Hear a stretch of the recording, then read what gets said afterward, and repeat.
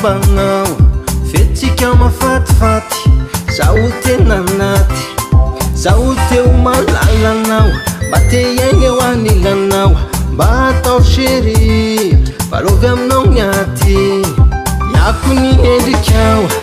tiako ny fombanao fetsika mafatifaty zaho tena naty zaho teo malalanao mba te iaigny eo anilanao mba atao chéri valovy aminao gnaty Pandegnesu kurana kuti Atau sheri Pandegnesu kurana kuti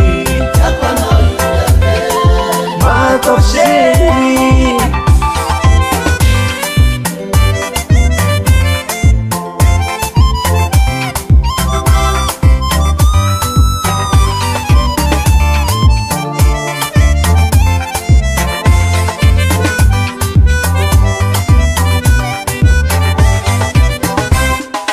Tiako ny toetranao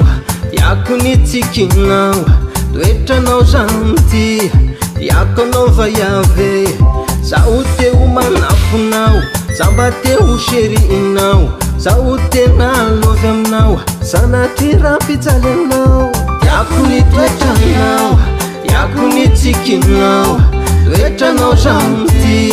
tiako anao vaiave zaho teo manafonao zaho mba teo sherinao zaho tena lovy aminao sanatry rampitsaly anao